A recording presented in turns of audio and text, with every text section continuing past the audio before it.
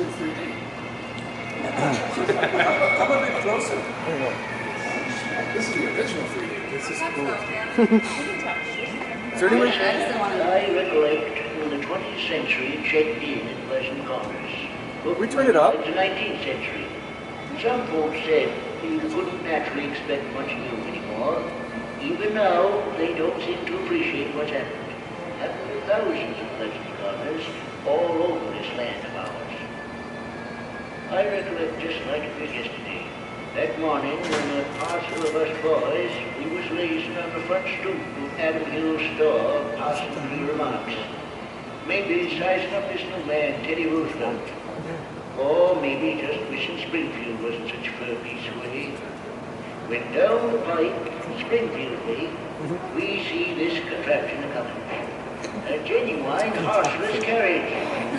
And right off the boys, they start yelling, "Need a horse, mister?" and the like of that. Well, sir, it couldn't have happened more common. That buggy just sits down in its traces right in front of Jim Barnes' blacksmith shop. Wouldn't budge an inch. Jim, he comes running out, but he don't know beans about engines. But we're driving too fast. Upshot is, damned if he don't have to get a horse.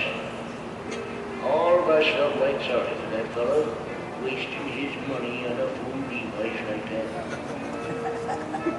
Well, sir, it must have been along about 1908 that them horseless buggies, they began bounding by so often, maybe two in the same day, that Jim Barnes, he went and built himself a garage and started tinkering with engines regular. Keep in mind, this was built in 1940. The state service, the Springfield Pike. You'd be surprised after that how townsfolk started nosing out our way. The following year, they built the steel bridge and fixed up the Smithtown Road. Turned if some city fella didn't sell old Lon Keithley the idea of putting up some citified, what do you call them, bungalows on his land. All of us felt mighty sorry for old Lon. Leastways we did till townsfolk started buying the damn things. And old Lon built his new barn and all. How was we to know that city folks had that crazy notion of working one place and sleeping t'other? That meat market next to Hill's store, Adam put that up for his son, Pete. He figured Pete and young Betsy McPherson, she was old Doc McPherson's young'un, that maybe she and Pete could someday get married and make a nice living out of it. And I guess they would have too, excepting for Pete's enlisting and going right off to France. Well, that was the year we got a post office. And then that telegram saying poor Pete was killed in the war. As if that wasn't trouble enough for poor Betsy, old Doc McPherson, he caught the flu. Real bad, too. Betsy had to sell the old McPherson place to John Krug and his banker friends. And they put up one of them moving picture theaters. That summer they built another room onto the school. That was the summer old Doc died. Poor Betsy just, well, it wasn't the same Betsy. After a bit, she up and married an odd duck named Harris. We all felt sorry for her, especially when she got news about Pete only being a prisoner. But she went right ahead trying to make a go of her marriage. Even put up a little lunchroom down the pike for a new husband. Seems like, though, he'd rather drive the county gravel truck when he would work at all. So she pitched in and run the lunchroom herself. She always was a plucky one. That brought us to 1920.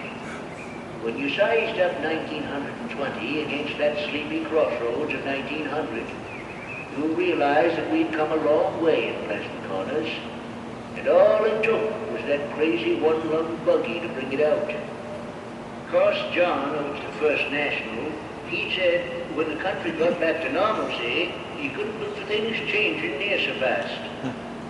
You know, I just sort of wish old John, he could have stayed around to see what happened. Because things really started popping along about 25, that was. The rash of new houses in Keighley Heights, new school, and the county's first 4-lane highway. When Pete Hill finally come back from the war, he wouldn't take that job in his father's emporium. So Adam Hill, he sold out. Pete Hill, they say he's doing right smart for himself, moved to the big town and started out in wholesale restaurant supplies. Worked it up to a string of his own restaurants. Hill's milestone houses, he calls them. In 1928, the state put in a concrete bridge across Mott Creek so the buses could run to Springfield.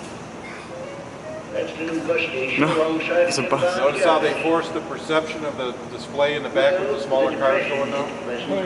Like any other place. Of course, we got a fancy new post office. And it screws up every once in a while. But the Depression was hard times for most of us. Poor Betsy McPherson, or rather Harris, she would have lost the lunch wagon if that no-account husband of hers hadn't got drunk and fallen the creek. He drowned. This story is very depressing. He got drunk and drowned. Oh, got the flu and killed. Why, Betsy, she begun putting some money away. And 'twasn't long before she put up the farmer's market and bought a huge Milestone House franchise. And down the pike there, the Siesta Motel. What's more, the big boss of the Milestone House chain, Pete Hill that is, he dropped over last week to inspect his newest place. You know, 'twouldn't surprise me one bit if Betsy and Pete Hill got married after all. Well, that about brings us up to date on Pleasant Corners. They went and rebuilt the theater, and Jim Barnes built a new service station and showroom. But you know, I still figure tomorrow is bound to be a lot better than today. It may not be man and motors, or man and airplanes, or man and atoms, but it will be man and something. Our country still has its ability to create and work and build. Notice how the moon's coming up in the back? Oh, wow. Together for its next leap forward. What's interesting about this thing is that it's all mechanical. It's all run off of limit switches and chains. You notice how the cars are going different speeds? And for 1940 technology, this is really amazing stuff. Very cool.